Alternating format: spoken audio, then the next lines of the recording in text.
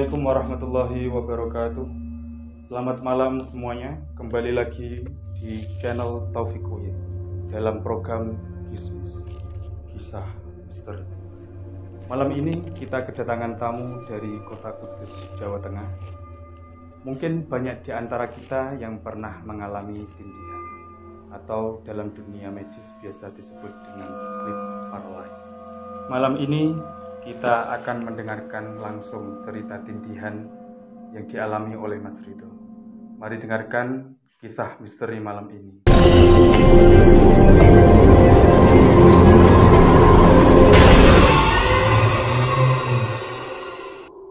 Gimana kabarnya malam ini? Alhamdulillah baik. Oke Mas Ridho, kita langsung saja ke inti dari acara malam ini ya. Oke. Gimana Mas Ridho, bisa diceritakan kisah tindihan yang terjadi pada sampean? Ceritanya berawal dari dulu pernah kayak dikasih ijazah atau tirakatan lah kasarannya kalau orang Jawa bilangnya. Ijazah itu apa Mas? Ya kalau ijazah itu seperti amalan-amalan gitu Mas, untuk diri kita sendiri sih. Oh, untuk keselamatan. Ya Kayak bisa gitu ya? dibilang kayak gitulah. Ya. Oke Mas Ridho, mungkin penjelasan Anda dari ijazah itu bisa dipahami ya. Terus selanjutnya kejadian mistis apa yang menimpa Anda? Ceritanya gini Mas, kan berawal dari tadi tuh ijazah tadi. Dan habis itu setelah mengamalkan ijazah tadi itu, tiba-tiba rasa kepekaan, terus kayak dengar suara-suara gitu, kadang sekebat-sekebat juga, tambah peka juga. Cuma yang paling mengenang sampai sekarang itu yang ini loh, di dalam mimpi ada mimpi lagi, kayak dejavu gitu. Gimana Mas? Coba diperdetail lagi. Di dalam mimpi ada mimpi lagi. Gimana? Kalau orang awam kan ngiranya kayak aneh gitu sih Mas. Ya, posisi itu sekitaran tidur saya kira-kira dulu itu sekitaran jam 10-an gitu. Tapi kejadian itu berlanjut sampai adzan subuh dalam semalam itu. Itu gimana Mas? Coba ceritakan lagi Mas, yang lebih detail. Iya. Kira-kira sekitaran jam antara 12 sampai 11-an ya. Waktu itu kan masih SMP sih Mas. Gak seperti sekarang. Oh iya. Tahun 2009-an. Tidurnya kan masih agak sorean kalau bocah-bocah kayak gitu. Itu saya tiba-tiba itu kadang nggak bisa digerakin. Lah posisi badan nggak bisa digerakin, anehnya itu ya yang seperti tadi saya bilang, kayak mimpi tapi di dalam mimpi ada mimpi lagi gitu, berulang-ulang kayak dejavu. Posisinya saya tidur, badan kan kaku kayak gini. Nah, posisi kaku itu tiba-tiba saya kayak ini loh, bisa bangun tapi ngelihat tubuh saya. Berarti roh Anda keluar dari jasad itu Mas? Masalah itu nggak tahu kan, kalau itu nggak tahu. Loh, kalau roh Anda kalau Anda melihat jasad Anda sendiri berarti kan rohnya keluar. Nggak tahu kalau masalah itu nggak tahu. Cuma yang saya rasain waktu itu posisi tidur tapi lihat sekeliling, kayak bisa ngelihat, terus lihat tubuh saya juga bisa lihat. Nah di dalam posisi saya duduk itu kayak kebangun tapi bisa lihat sekitar tadi. Itu yang anehnya itu ada kayak suara laki-laki orang besar gitu, gereng gitu. Di mana? Di kejauhan apa di dekat Anda? Ya posisi di sekitar posisi saya tinden tadi.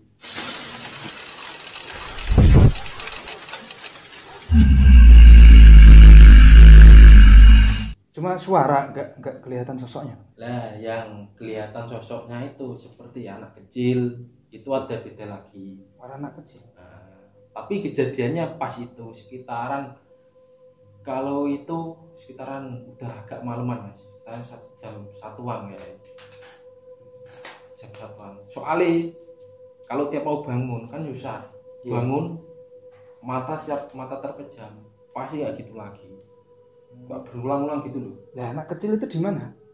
Anak kecilnya itu posisinya malah di tembok. Di tembok? Loh, kayak cicak apa? Dia gimana? Kalau rumah zaman dulu kan sih mas, lampunya nggak di atas, Iya. tapi di samping tembok. Oh iya, yang nempel itu ya. Ini dipan, Ya. ini tembok. Posisi saya tidur kan kayak gini. Nah, di sini lampunya, tembok sini. Anak kecilnya itu kayak ketawa-ketawa di posisi depan lampu. Lampunya kalau orang zaman dulu kan lampu kuning ya, 5 watt yang bolep. Oh iya, yang agak redup sedikit ya. Nah, kayak gitu.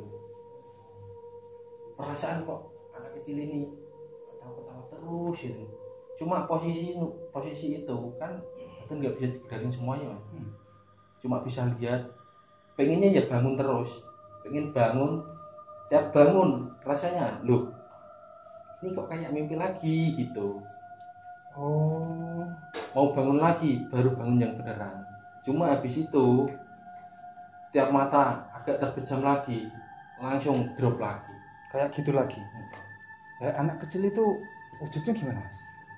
Dia kecil banget apa seukuran bayi-bayi normal? ya seukuran lampu tadi. Kalau nalar Kecil sekali tuh. iya. Cuma segini ya. Kalau nalar itu kayak gak masuk akal juga sih. Ya anak kecilnya ngapain? Ketawa aja apa? Yes, Dia nyamperin ngeliatin saya kayak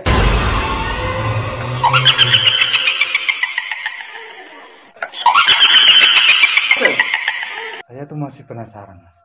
Jadi sebenarnya posisi Anda itu sudah sadar apa belum, apa masih tidur, apa setengah sadar, apa gimana? kalau posisinya saat itu ya, kalau yang saya rasain dan saya ingat sampai sekarang ya, itu antara sadar sama tidak, kayak orang awang-awangan gitu loh. Oh, kayak orang yang mau tidur setengah tidur ya. Iya iya. Tapi habis itu langsung les gitu. Orang yang ngantuk berat kayak gitu ya. Nah, langsung les, nggak bisa ngapa-ngapain semua. Nah, terus posisi pas Anda melihat jasad Anda sendiri itu, Anda bisa megang sesuatu apa enggak? Ya yang saya rasain ya cuma bisa celingak-celinguk sama ngeliatin itu tadi mas, anak kecil ketawa itu. Yang anehnya itu sampai saat ini masih teringat-ingat, dan itu berlanjut sampai sekarang, kadang masih kayak gitu. Sampai sekarang? Iya. Tahun 2009 sampai 2024, 15 tahun mas. Berarti setiap hari Anda? Ya nggak setiap hari juga sih mas, kadang kayak momen-momen tertentu atau kayak kalau ada yang ngasih isyarat atau gimana gitu soal kejadian-kejadian gitu, kayak nanti tindain dulu baru besok-besoknya ada kejadian apa gitu. Berarti Anda dikasih tahu wangsit namanya, wangsit. Anda dikasih tahu dulu baru besok kejadian. Intinya gini mas, kalau ada kejadian-kejadian penting tertentu itu saya seperti kayak dapat isyarat. Cukup menarik pemirsa. Namun Mas Rito tidak sampai hanya di sini saja. Dia masih memiliki berbagai cerita tentang tindihan. Kita langsung dengarkan saja cerita selanjutnya oleh Mas Rito. Ada kejadian lain mas selain peristiwa tindihan yang ini? Yang di rumah tadi mas? Iya, yang di rumah. Ceritanya itu begini mas, dulu kan emang saya kerja habis lulus sekolah itu kerja ikut saudara sopir, ikut truk ekspedisi truk besar lah kayak gitu. Saya kernetnya waktu itu, hari itu emang badan emang nggak fit. Oh, sakit ya Mas? Kayak diare terus demam juga. Waktu muat emang nggak fit lah. Muat dari Bawen itu sekitaran sorean, habis maghrib udah selesai muat. Kalau kirim kan kirimnya ke Banten sih Mas itu. Ke Banten otomatis kan ke Banten lewatnya Alas Roban. Oh, jalur bawah, nggak lewat tol ya? Enggak. Waktu itu belum tol Cipali itu belum ada. Oh, Belum ada itu. Nah, yang kayak dikasih tanda itu tadi, posisi pas lewat Alas Roban itu kan otomatis malam.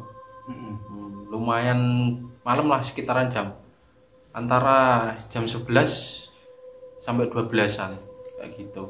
Lah, malam ya. ngasih tandanya ya kayak gitu tadi. Awalnya tindakan dulu. Berawal aslinya kesalahan saya juga sih Mas. Saya itu kencingnya ngawur dulu di situ Alas Roban. Lo gede di Alas Roban? Iya, tapi samping truk. Kayak kalau orang-orang jalan ya biasa sih Mas kayak gitu. Ya dikasih tandanya kayak gitu. Tinden dulu. Berarti Anda tindian di dalam mobil? Maksudnya Anda tidur di mobil? Ya otomatis tidurnya di kabin itu Mas. Kabin. Terus? Nah, habis tinden itu saya itu kayak dikasih mimpi itu aneh. Anehnya itu gak gitu Mas. Di dalam mimpinya itu truk saya kayak keceblong gitu, truknya guling Mas. Cuma yang anehnya, kejadian anehnya itu setelah mimpi tadi. Jadi selama perjalanan tadi. Gimana itu? Selama perjalanan itu ban bocor itu sampai 3 kali. Sampai ban serep itu habis.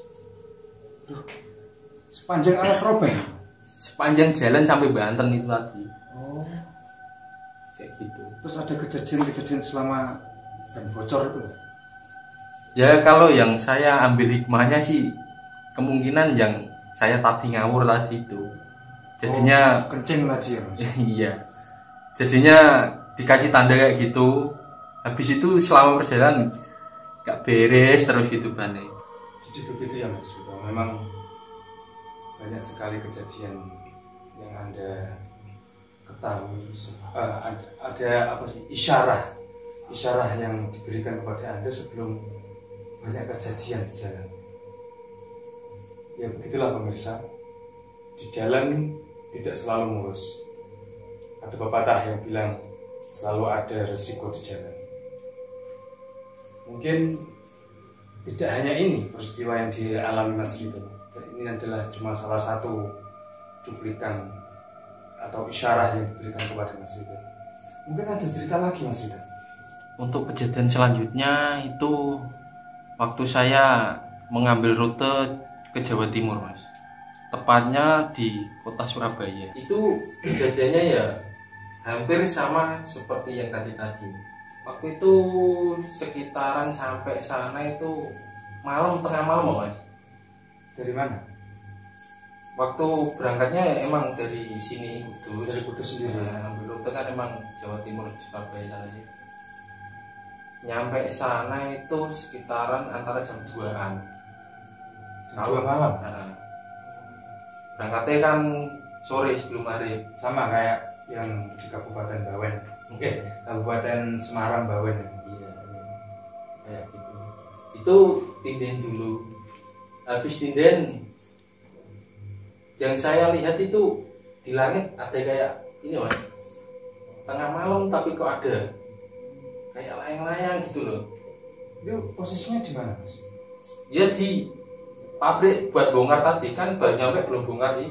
Oh, Tak liatin terus tak fokusin, kayak layang cuma kok tambah besar gitu.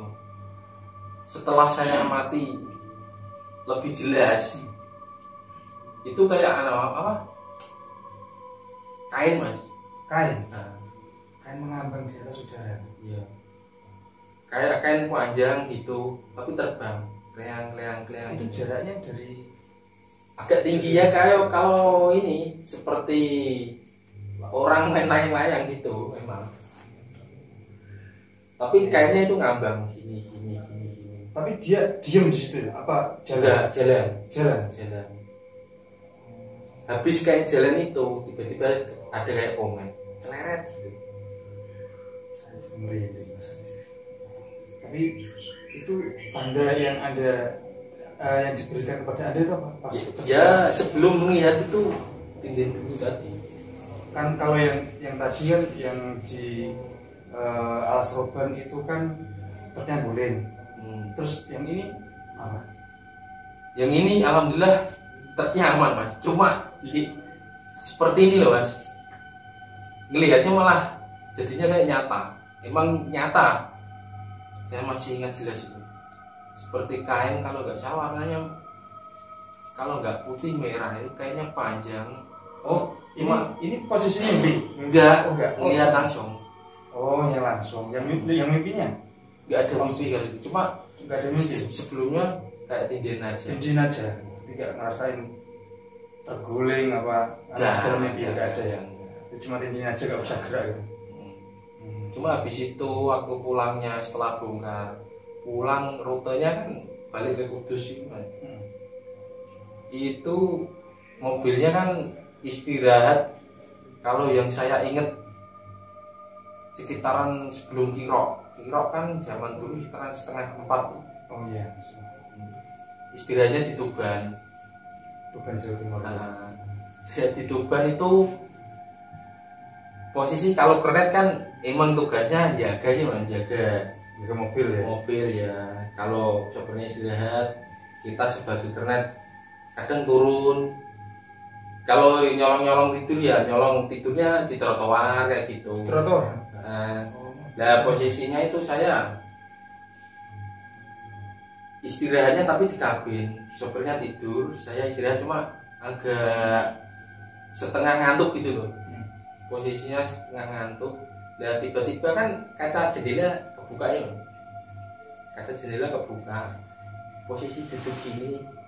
Nah sini kan jendela, ini jendela, bukan ada anak kecil ngelinguk gini, nah, gitu. Habis kita lihat nggak ada. Di sebelah Anda. Ya. Sebelum Kirok pas. Habis itu adzan subuh. Kalau diruntut dari cerita Mas Ridho ini, tindihannya Mas Ridho dengan tindihan-tindihan yang mungkin saya alami atau teman-teman alami, itu memang berbeda. Di situ tindihan yang Anda alami itu seperti wangsit ya. Alhamdulillahnya sampai sekarang Anda masih terjaga dari hal-hal gaib ya, walaupun terkadang masih ada 1, 2. Ya begitulah teman-teman tindihan yang dialami Mas Ridho. Kita tutup acara malam ini dalam program Kismis. Kita saksikan episode-episode selanjutnya. Terima kasih, saya Habib Salim. Wassalamualaikum warahmatullahi wabarakatuh.